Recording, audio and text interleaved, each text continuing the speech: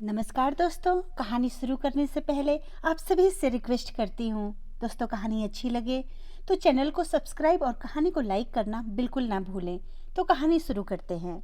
आज रविवार का दिन था।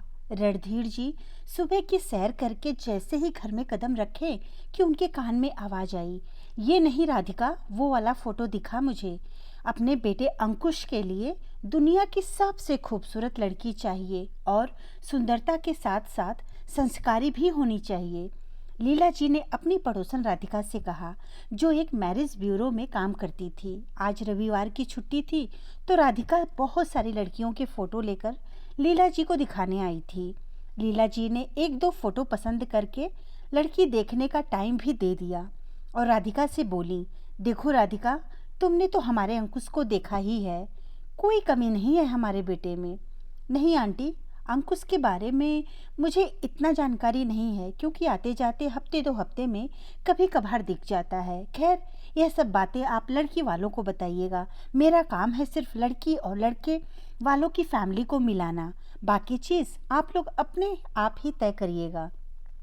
लीला जी के पति रणधीर जी बहुत ही समझदार और सुलझे हुए व्यक्तित्व के इंसान हैं और काफ़ी देर से लीला जी और राधिका की बातें सुन रहे थे। लीला जी ने राधिका से अपने वार्तालाप में कई बार कहा कि हमें सुंदर और संस्कारी लड़की चाहिए। इस शब्द को सुनकर रणधीर जी थोड़ा अटपटा महसूस कर रहे थे, क्योंकि वे जानते थे कि जिनका बेटा कैसा है, उनका बेटा कैसा है। ना उसको काम करना पसंद है और ना ही वो पढ़ने में कभी भी सीरियस था, जबकि पढ़ाई में काफ़ी अच्छा था। दोस्तों के साथ आवारागर्दी करना और बाप के पैसे उड़ाना, ये तो उसका मुख्य पेशा था। रणधीर जी ने कितनी दफ़ा उसकी नौकरी लगवाई, लेकिन मजाल है कि 4 दिन से ज़्यादा कहीं टिक जाए। शाम को राधिका का फ़ोन आया। उसने लीला जी से कहा कि लड़की वालों ने कल 11 बजे का टाइम दिया है मिलने के लिए। मैं आपको एड्रेस मैसेज कर दूंगी। लीला जी खुश होते हुए बोली, ठीक है बेटा, कल हम 11 बजे पहुंच जाएंगे, और फ़ोन रख दिया। लीला जी ने रणधीर जी से कहा, सुनिए जी, कल छुट्टी ले लीजिए, हम अंकुश के लिए लड़की देखने जाएंगे। लड़की बहुत ही सुंदर है। रणधीर जी ने अपनी पत्नी से कहा, इतनी देर से सुन रहा हूँ लीला, तुम गुणगान किए जा रही हो कि दुनिया की सबसे सुंदर और संस्कारी लड़की चाहिए, लेकिन एक बार अपने बेटे की तरफ तो देख लेती कि वो कितना संस्कारी है। न नौकरी करता है, न अपने भविष्य को लेकर जरा सी भी चिंता फिक्र है। अभी भी देख लो, घर नहीं आया, कितनी देर हो गई घर से गए, दोस्तों के साथ अय्यासी करने में लगा होगा। शाम से रात हो गई लेकिन अंकुश अभी भी नहीं लौटा। रणधीर जी ने इंतज़ार करते करते खाना खा लिया। लीला जी अभी भी बेटे का इंतज़ार कर रही थी। फ़ोन मिलाया तो अंकुश ने कहा वो खाना खाकर आएगा, किसी दोस्त की बर्थडे पार्टी है। बेटे से बात करने के बाद लीला जी भी खाना खाकर अपने कमरे में पहुंची। लीला जी ने को देखते ही रणधीर जी ने कहा, जो सुंदर और संस्कारी लड़की तुम लाना चाह रही हो अपने नवाब साहब के लिए, वो भी तुम्हारी तरह इंतज़ार किया करेगी तुम्हारे लाडले का। अच्छा लगेगा तुम्हें। हम जानते हैं हमारा बेटा कैसा है, उसके बावजूद हम किसी लड़की का जीवन बर्बाद कर दें, ये तो गलत होगा ना लीला।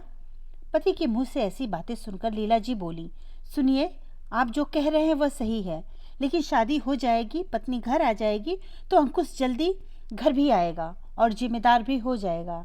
अभी लड़कपन है, उसमें एक बार जिम्मेदारी तो पड़ने दीजिए उसके कंधों पर। देखना, मेरा अंकुश बिल्कुल आप जैसा बन जाएगा, दुनिया का सबसे प्यारा बेटा और सबसे प्यारा पति। लीला जी की बात सुनकर रणधीर जी थोड़ा शांत हुए, क्योंकि मन ही मन वो भी चाह रहे थे कि उनका बेटा अपने जीवन और परिवार को लेकर जिम्मेदार बन जाए। लेकिन शादी के बाद नहीं, शादी से पहले लीला जी की आंख लग गई। 12 बजे दरवाजे पर दस्तक हुई तो रणधीर जी गए दरवाज़ा खोलने। रात में कोई नाटक, कोई शोर शराबा ना हो इसलिए कुछ नहीं बोले, लेकिन अंकुश से आ रही महक से उन्होंने भाप लिया कि वह पीकर आया था। रात भर रणधीर जी सो नहीं पाए। सोचने लगे कि क्या कमी रह गई उनकी परवरिश में जो अंकुश इतना बिगड़ गया। बाप के सामने शराब पीकर घर आ रहा है और उसे कोई शर्मिंदगी नहीं है इस बात की। किसी की बेटी को बहू बनाकर लाएंगे, कितने सपने देखे होंगे उस लड़की ने अपने जीवन साथी को लेकर। अंकुश तो बिल्कुल भी नहीं है ऐसा लड़का जो किसी लड़की के सपनों का राजकुमार बने।